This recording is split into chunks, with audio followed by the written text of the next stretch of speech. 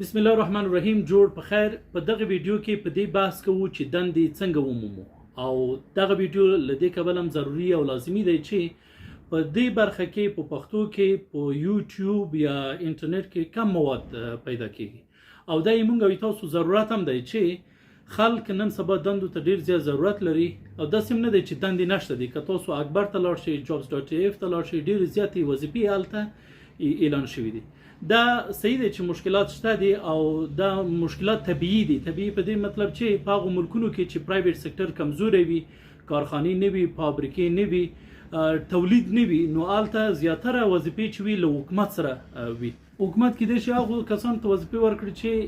دوی د ډلې خلک وي، دوی د ګوند څخه وي، او له دغه طریقه که ادامه ورکوي یو ډول استبداد ختم شي. خو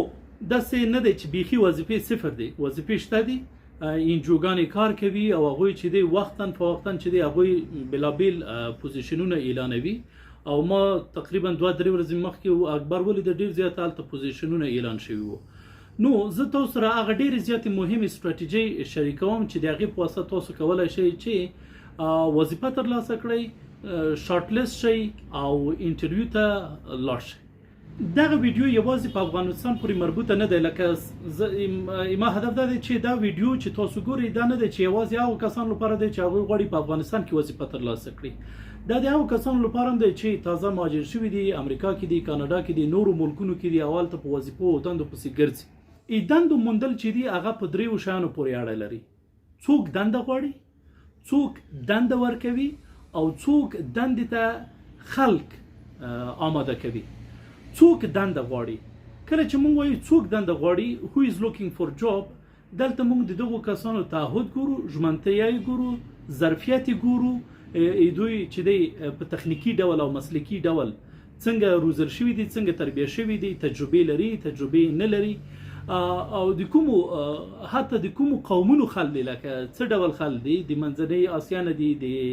جنوبي اسیا نه دي، په ټیټ قیمت باندې کار کوي، په لوړ قیمت باندې کار کوي. که چېرته مثلا مونږ مثال ورکړو د هند او پاکستان او بنګلادیش، دغه 3 ملکونو یا د سریلانکا، دغه 4-5 ملکونو خلک چې دي دا ډېر زیات په منځني ختیځ کې، په اروپا کې، په کاناډا کې، په امریکا کې ډېر زیات اپریشیټ کېږي. او د اپریشیټ کېدو دلیل یې هم څه دی؟ یو دا خلک چې دي په تخنیکي ډول او مسلکي ډول باندې په هغه برخې لپاره چې دوی اپلای کوي پوهېږي، همدا چې سی وي ورسېږي، خلک وایي چې دغه کس چې دی دته پرایورټي ورکړه، دا په شارټ لیست کې واچوه. دویمه خبره دغه خلکو دا دی چې دوی په ټیټ قیمت سره کار کوي. لکه که چېرته یو کاناډایی او یو هندی، یا امریکایی یو هندی، او یا چې دی د منځني ختیځ یو عرب او یو هندی سره په وظیفې کې برابر شي، نو هندی به نسبتا هغه عرب ته، هغه امریکایي ته او هغه کاناډایي ته ټیټه تنخواه غواړي. او دریمه خبره دا دی چې دغو خلکو ژمنتیا، دوی چې دی ورځ کې ادارې نه بدلوي، په میاشتو نه بدلوي، په کلونو نه بدلوي. دوی چې کله یو ادارې ته ځي هلته تر ډیر وخته پورې پاتې کېږي، تر ډیر وخت پورې هلته خپل بیکګراوند جوړوي، هلته چې دی ځای نسبوي، او هلته چې دی شاوخوا یو ښه ټیم رامنځته کوي. دویم هغه څوک دنده ورکوي. دنده چې دی له چا سره دی؟ یا له پرایویټ سکتر سره وي، یا له حکومتي سکتر سره وي، یا له انجوګانو سره وي، یا چې دی موږ اوس انټرپرینرشپ طرف ته چې ځو، هغه هم پرایویټ سکتر کې راځي، انټرپرینرشپ. خو تاسو وګورئ چې تاسو په ملک کې دندې له چا سره دي؟ له مؤسساتو سره دندې دي، او بیا په مؤسساتو کې له کومو مؤسساتو سره دندې دي؟ یو هغه وړې مؤسسې دي چې یا تا جوړه کړې دی، یا تاسو ملګري جوړه کړې، یا بل چا جوړه کړې دی، هغوی کې 3-4 کسان کار کوي، او کیدای شي په هغې کې ډېر زیاته هڅه وشي چې هغوی د کورنۍ غړي چې دي په دندو وګمارل شي. تاسو دا وګورئ چې دنده له چا سره دی. دنده چې دی کیدای شي لوی مؤسساتو سره وي، هغو مؤسساتو سره وي چې هغه د ملګرو ملتونو تر چتر لاندې کار کوي، یا د ملګرو ملتونو او نړیوال بانک پروژې تطبیقوي، یا چې دی د آسیایي بانک پروژې. نو یو سرچ کول دا دی چې دنده له چا سره دی. په دې باید سړی ځان پوه کړي. کوم ملک چې زه اوسېږم په هغه ملک کې باید زه وګورم چې دنده له کومې ادارې سره دی. څوک دنده ورکوي. دلته یو خبره بل هم کول غواړم چې په نورې دنیا کې چې دی 2 مهمې ادارې چې دي هغوی خلک دندو ته سپلای کوي. امپلایمنټ سنټرونه دي. امپلایمنټ سنټرونه چې دي هغوی د مختلفو اداراتو سره وصل دي. دوی ته خلک راځي، خپل سیویانې ورکوي، هغوی کټګورایز کوي چې احمد د سیویل انجینیرینګ کړی دی دا د کومې کمپنۍ لپاره جوړ دی. محمود چې ام بی ای کړی دی او مارکیټینګ کې پوهیږي دا د کوم پرایویټ سېکټر لپاره ښه کس دی. نو دوی کمپنۍ او اشخاص چې دي دوی څه شی کوي سره وصل کوي. دویمه ډله چې هغوی خلک سپلای کوي هغه پوهنتونونه دي. پوهنتونونه چې کله هغوی ماسټر ګریجویټ کوي پی ایچ ډي ګریجویټ کوي سینیر کسان ګریجویټ کوي هغوی په خپل پوهنتون کې یو نهاد یا ډپارټمنټ لري چې هغوی بزنس ډپارټمنټ ورته ویل کېږي چې هغوی خپل شاګردان له پوهنتونونو سره وصلوي. په نورې دنیا کې هغه پوهنتونونه د داخلي ګرافي اوچت وي چې هغوی په هر کال کې په لوړه کچه شاګردان بزنس سیکټر ته یا امپلویمنټ سنټر ته سپلای کړي وي. یعنی خلک هغه پوهنتونونو کې داخلي اخلي چې پوهیږي دغه پوهنتون کولای شي چې په آخر د فراغت کې ماته دنده ومومي یا له ما هغو ادارو سره وصل کړي چې هغوی دندې ورکوي. دریمه برخه دا دی چې څوک دندې ته مامورین روزي. پوهنتونونه دي پوهنتونونو کې استادان دي، ټریننګ سنټرز دي چې هغوی خلک تربیه کوي، انسټیټیوشنز دي. اوس دلته مونږ یو څه مشکل لرو په هیواد دننه کې. هیواد دننه څنګه مشکل لرو؟ هغه کسان چې مونږ ته د دندې موندلو ټریننګ راکوي آیا هغوی خپله هم چیرته دندې ترسره کړي دي او یا نه دي ترسره کړي؟ د کار کولو عملی تجربه لري او که عملی تجربه نه لري. په کتابونو کې باندې که د باندې دنیا یې هم لیدلی دی. باندې دنیا یعنی کاري چاپیریال یې لیدلی دی. کومې استراتیجۍ چې دی وړاندې کوي هغه استراتیجۍ په بازار کې قابل تطبیق دي او که قابل تطبیق نه دي. دا د دغه ویډیو مقدمه شوله. اوس که ادامه ورکوئ تر اخره پورې باید څو پوینټونو ته زیات توجه وکړئ. اول دا دی چې ما په معلوماتو به باور کوئ، ځکه کله چې تاسو باور نه لرئ په یو خبرې باندې یا په یو موضوع باندې یا په یو چا باندې، نو په هغه صورت کې بیا هغه ان ریزلټ چې دی هغه ښه نه وي. هغه خلک کامیاب دي چې هغوی باور کوي. دویمه خبره دا ده چې تاسو به آمادګي نیسئ. دغه کوم شیان چې زه وایم دا به یاداشتوئ، آمادګي به نیسئ. او دریم دا ده چې هغه به تطبیقوئ.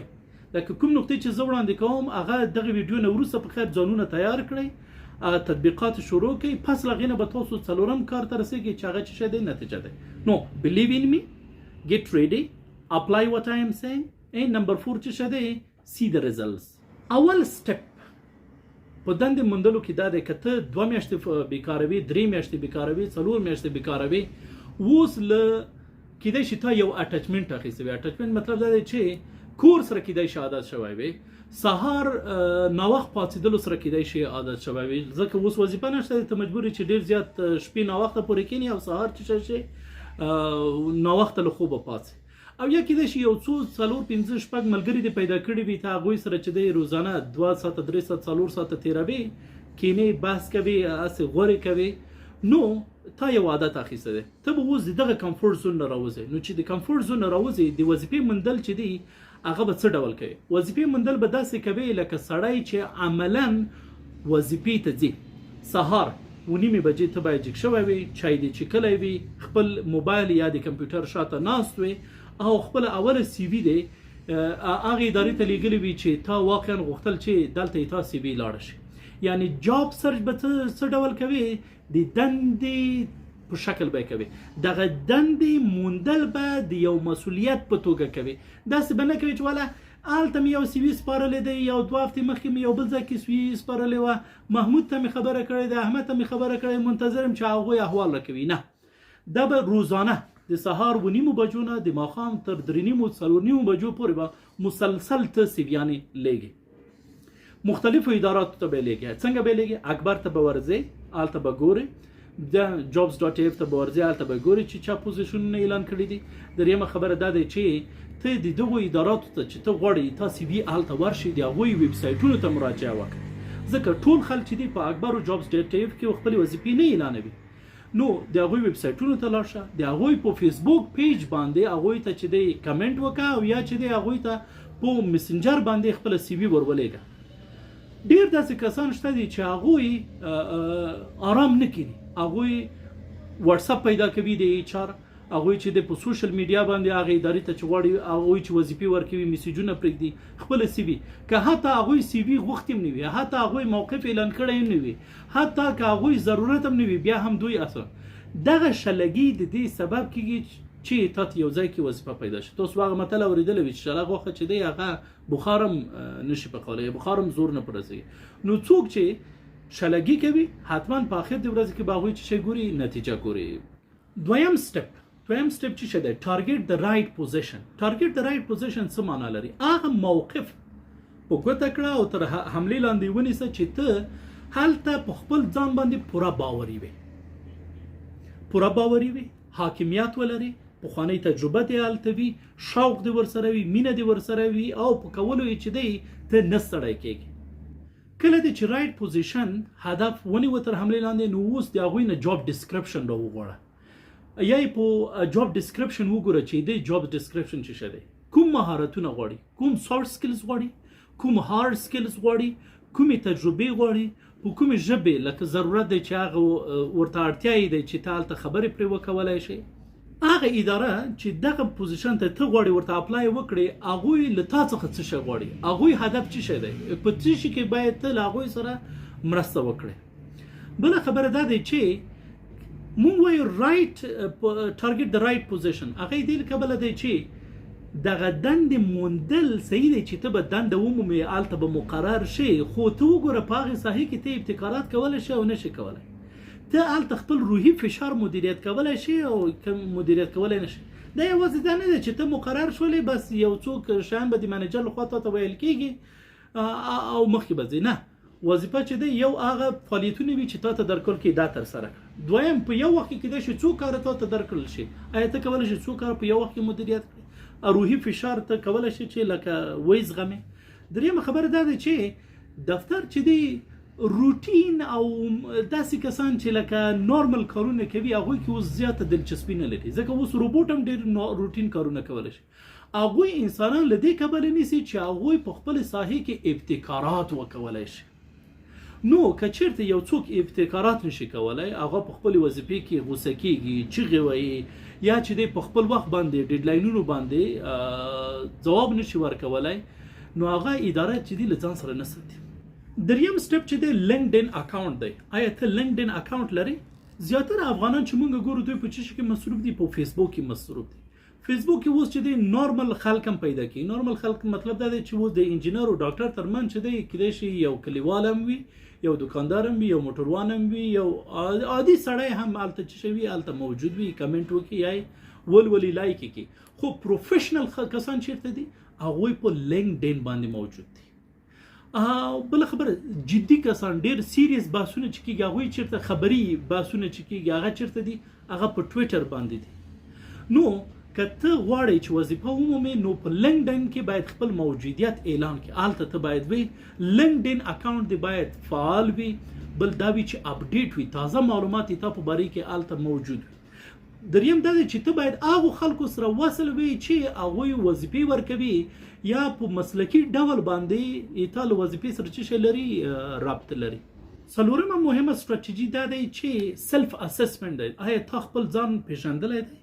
دغه څلور نومونه چې زه اخلم ته د دغو څلورو څخه د کومې کټګورۍ کې راځي ته اکشن معنی پروسس معنی آیډیا معنی اور پیپل معنی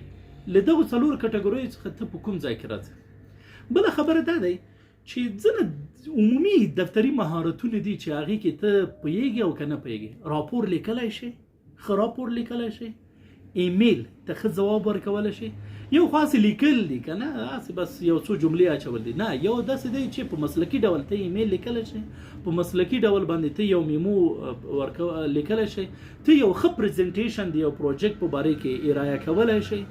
تا چې د خپل هغه پرسونل اسسمنټ کړی دی ته کولی شي چې په 10 ثانیو کې خپل ځان په ښه ډول په داسې ډول سره معرفي کړي چې هغه د انټرویو پینل چې دی تر تا اغېز لاندې راشي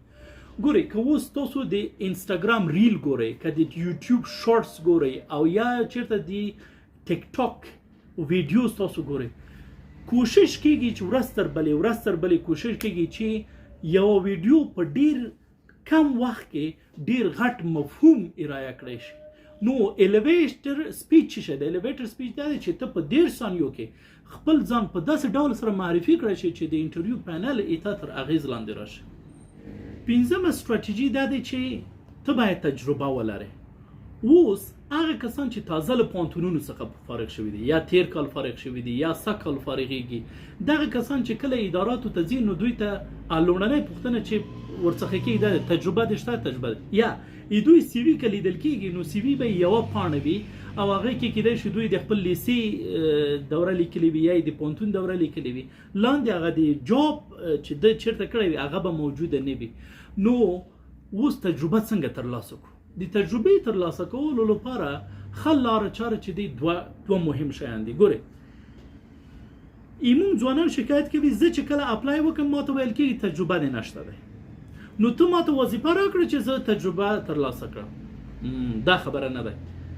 د تجربې د ترلاسه کولو لپاره به ته دوه کارونه کوي. یا دا دی چې ته به انټرن کېږي. چې څه به کېږي؟ انټرن کېږي. پوهنتون نه فارغ شولې یا د پوهنتون په جریان کې د پوهنتون په آخري 2 کلونو کې اداراتو سره کار شروع کړه به حیث انټرن. هغوی به کېدای شي تا ته پاکټ منی درکړي، خو د پاکټ منی ترڅنګ به ته ډېر زیات نوي هنرونه زده کړې، نوي کمالات به زده کړې، د دفتري چاپېریال سره به ته بلد شي. بل دا دی چې هغوی کېدای شي په دغه جریان کې چې ته هغوی سره انټرن یې هغوی به تا ته ټرینینګونه درکړي او دغه ټرینینګونه چې دي د هغه د پوهنتون د ډیګري نه هم تا ته ډېر زیات څه رسوي، تا ته ډېره زیاته ګټه رسولی شي. دویم کار چې ته کوي هغه والنټیر کار کول دی. والنټیر کار کول څنګه دی؟ ته یو ادارې ته وایي چې زه تاسو نه پیسې نه اخلم، جیب خرج هیڅ شی نه درنه اخلم، فقط ماته یو ټاسک راوسپارئ، ته هغوی سره چې دی 3 میاشتې 4 میاشتې 6 میاشتې تر یو وخته پورې کار کوي. او څومره چې ته والنټیر او انټرن کار وکړي نو څو چانسونه تا ته پیدا کړي. یا دا دی چې ته به هماغه ادارې کې مقررېږې، یا دا دی چې هغوی به دې به حیث ریفرنس بل ځای ته معرفي کوي. او دریمه خبر دا دی که هغوی دې معرفي ونه کړي ته بل ځای ته اپلای کوي، هغوی کولی شي چې تا ته یو ښه ریفرنس شي. او څلورمه مهمه خبر دا دی چې کله چې ته وظیفه ولرې نو تا ته د وظیفې ډېر زیات آفرز راځي، خو کله چې ته وظیفه ونه لرې نو بیا هیڅوک هم تاسو به ځینې کسان لیدلي وي چې کله په وظیفې باندې مقرر شي یوه میاشت وروسته بل ځای نه ورته زنګ راځي، بیا بل ځای نه ورته زنګ، بیا یعنې دی وایي اول کې ماته وظیفه نه اوس چې پیدا شو څو ځایونه زنګ. نه، کله چې ته په کار باندې وي نو ډېر کسان تا هلته پیژني، تا سره ګوري، تا کار ګوري، تا ظرفیت ګوري، تا مسلکي بودن ګوري. نو کوشش وکړه چې یو نه یو ډول خپل ځان ځای کړې. کله چې ځان ځای کړ بیا ته هلته کولی شي چې خپله شبکه چې شی کړې، خپله شبکه رامنځته کړې. او یا ته یعنې په لوړ سر بل چاته ویلی شي زه په دغه ادارې کې کار کوم، غواړم تاسو ادارې ته اپلای وکړم، ما ونیسئ. شپږمه ستراتیژي چې دی هغه نیټورک درلودل دی. ګورئ دا خبره په هغه مخکې خبرې پورې 5مې ستراتیژۍ پورې اړه لري. که چېرته ته انټرن کار وکړې، والنټیر کار وکړې، نو تا هغه نیټورک چې شی کېږي خود به خود رامنځته کېږي. اوس ته وګوره کوم ځای ته چې ته اپلای کوې هلته وګوره چې تا کوم شناخته شته او که نشته دی. که شناخته دې نه وي پوښتنه وکړه چې د شناخته کوم شناخته دې شته دی هلته او که نشته دی. نو دا همداسې وګوره، شناخته وګوره، د شناخته وګوره، د شناخته وګوره. که په لنډو ټکو ووایم یو څه واسطه پیدا کول ضروري دي. ډېر کسان به مو لیدلي پلانکی په واسطې مقرر شو، پلانکی په واسطې مقرر شو، نو تا باندې څه شی شوي دی، خو ته هم ځان ته واسطه پیدا کړه. واسطه نیټورک. نو نیټورک چې دی یا په والنټیریزم سره رامنځته کېږي یا په انټرنشپ کې رامنځته کېږي، یا دا دی چې ته سوشل کلبس جوین کوي. سوشل کلبس دا دی چې په ځینو ملکونو کې ټوست ماستر کار کوي. ټوست ماستر کې خلک مختلف بیکګراوند نه راځي، هلته برخه اخلي. که ته هم د هغوی برخه شولې هغوی سره کینې، هلته خپل پریزنټیشن یې رایه کوي، خلک یې ته هغه مسلکي بودن ګوري او بیا درته وایي وله ما سره دلته وظیفه شته دی که راځي. یا مثلا ټیک ټاکس دی. صحیح دی په افغانستان کې ټیک ټاکس نشته دی، خو دلته موږ ځینې نور کلبونه لرو. کلبونه څنګه؟ د پنجشنبې په ورځ باندې په مختلفو ولایتونو کې ځینې غونډې کېږي چې هلته خلک راځي خپل مسلکي نظریات وړاندې کوي. موږ هم په کابل کې دا کار کوو. هلته د پنجشنبې په ورځ مو کار ته 4 طرف ته هلته خوشحال بابا فکري بهیر و، دلته مختلفو بیکګراوندونو نه خلک راتلل او بیا به لیدل چې لکه خلکو به تا خبرې اورېدلې، که تا پریزنټیشن ورکوي، تا سوالونو طرز به تا هغه اجتماعي برخوردونه به یې لیدل، نو بیا به یې تا ته ویل چې واله که ته غواړې وظیفه وکړې ما سره دغه موقف شته دی دومره ترخه او ما ډېر ملګري ولیدل چې هغوی وکولی شول ډېرو لوړو موقفونو ته هلته ورسېږي دغه مدني فعالیت کې چې ځینې خلک برخه اخیستې وه او بیا یې دغه له طریقه حتی د ولایت تر مقامه پورې په پخوانیو ادارې کې ورسېده نو نیټورک ضروري دی سوشل کلبز جوین کړئ اجتماعي فعالیتونه وکړئ ځان چې دی ځان مطرح کړئ په ځان په خلکو باندې وپېژنئ او هغوی سره به یې څه وکړئ لینک جوړ کړئ کله چې موږ د نیټورک خبره کوو نو نیټورک یو خبر دا دی چې ته باید هغه کسان وپېژنې چې هغوی وظیفې ورکړي بل په خپل مسلک کې مرتبط کسان باید وپېژنې که ته د آی ټي په فیلډ کې وې نو د آی ټي په فیلډ کې وګوره چې افغانستان کې څوک مطرح کسان دي په آی ټي کې هغوی ته خپل ځان ور وپېژنه په هغوی باندې خپل ځان وپېژنه یو پیاله چای ورسره وڅښئ یو پارټي وکړئ کښېنئ خپل نظریات شریک کړئ خپل ابتکارات څه شی دي کړي څه شی دي نه دي کړي دا وګورئ اتمه خبره دا دی چې go for solutions څه معنا لري زه څو مثال تاسو ته درکوم یو مثال دا دی چې که ته آی ټي فیلډ لوستلی وي ته یو ویب سایټ د یو دفتر انالایز کوې ته ګورې چې دغه ویب سایټ کې چې دی کوم کمی دی مثلا دا د سترګو کشش لري یعنی خلک جذبولی شي دې کې ځینې معلومات دي چې هغه باید په فرنٹ پیج کې نه وای هغه باید لاست پیج کې وای خو دا متاسفانه په فرنٹ پیج کې راغلی دی دا دې سبب کېږي چې مشتری یا هغه کسان چې د دغه ادارې مربوط کېږي دغه ویب سایټ ته ډېره مراجعه ونه کړي یا په دغه ویب سایټ کې چې د معلومات چې شي دي معلومات کم دي یا دغه ویب سایټ ټرافیک کم دی یا دغه ویب سایټ چې دی په موبایل کې کمپیټیبل نه دی یا دغه ویب سایټ چې دی دا کمیونیکیټیو نه دی نو که چیرته ته یوې بزنس ادارې ته دغه تحلیلي راپور ور وړاندې کړي چې ما ایتا اداره ولیده ایتا ویب سایټ ولیده ایتا په ویب سایټ کې دغه مشکلات دي او زه کولی شم چې دا تاسو ته حل کړم نو کله چې هغوی وګوري او رښتیا پوه شي چې والا دغه مشکلات خو ما ویب سایټ کې شته دي او موږ دغه یو کال دوه کاله کې دې ته هېڅ متوجه نه وو موږ آی ټي ورته هېڅ متوجه نه وو نو هغوی خپله شوقا تا ته وایي چې راځه په دغه وړې پروژې باندې کار وکړو موږ درته دومره پیمنټ کوو نو go for offering solutions یا مثلا زه تاسو ته وایم ډېر داسې شرکتونه دي چې هغوی کیدای شي تولید ولري او د هغوی تولید نه خرڅېږي خو که چېرته ته هغوی ته ورشي چې زه غواړم تاسو ته دومره آیټمز خرڅ کړم او هغه تاسو په رښتیني ډول سره وکولی شئ چې هغوی خرڅ کړئ نو هغوی له خدای نه څه شی غواړي هغوی خو حتما بیا تاسو ته وسپاري ځکه هغوی پوهېږي چې ما دغه خپل جنس ونه شو کولی چې خرڅ کړم او دغه سړی راغی ماته ده ځکه تا بی بی ویلی دی بی بی دې کړی ایم بی دې کړی اوس کور کې پروت دی نو بی بی او ایم بی څه شی دی خو یا به مینجمنټ کوي یا به مارکیټینګ کوي یا به سیلینګ کوي یا به فاینانس کوي یا به چې د اکاونټینګ کوي دا ایته هغه مین کارونه دي نو اوس ته کور کې پروت دی ولا وظیفه نشته دی خو داسې ووځه اداراتو ته ورشه او هغوی ته خپل سولوشنز آفر کړه چې ما سره دغه سولوشن دی دغه نسخه را سره ده ته کولی شي لکه زه دغه پروپوزل ما سره دی دا غواړم تا ته تطبیق کړم او بیا نتیجه ورته وښیم نو چې کله هغه نتیجه وګوري خو ډیفینټلی هی ویل گو فور یو اتمه خبره دا دی چې تاسو سره خپل ډاکومنټس پوره دي ډاکومنټ څنګه سی وی دی اپډیټ دی ښه کور لیټر لیکلی شي بیا په دې باندې هم کېدای شي په بلې ویډیو کې خبرې وکړو چې ښه سی وي باید کوم ځانګړتیاوې ولري ښه کور لیټر چې دی هغه څنګه ولیکو ښه کور لیټر لیکلی شي ښه ریزیومي چې دی هغه اپډیټ دی موږ سره کله کله سی ویانې وي هغه د 2019 کال وي 2018 کال وي 2018 وروسته بیا هیڅ معلومات چې شي نه وي شوي اپډیټ شوي نه وي ایتا سره هغه سرټیفیکیټس پی ام پی د کړی دی د هغې سرټیفیکیټ شته دی شته دی ما پی ام پی کړی امتحان مې ورکړی سرټیفیکیټ والا ما یې بیا پوښتنه نه دی کړی ایتا ډیګري چې دی اټیسټډ دی یا اټیسټډ نه دی نو ته باید خپل ډاکومنټس چې دی هغه تاسو سره باید تل موجود وي تل باید اویلیبل وي حتی سکین کاپي یا موبایل کاپي تاسو سره وي چې څنګه اپورچونټي اعلان شوله پیدا شوله ته باید سمدستي هغوی ته ولېږي او هغوی امپرس کړي نهمه خبره چې دی ټول شان وشول ته په خیر شارټ لیست شولې لاړې انټرویو ته نو مخکې له دې نه چې انټرویو ته ځې ته باید په دې باندې ځان پوه کړې چې انټرویو پینل کې څوک برخه اخلي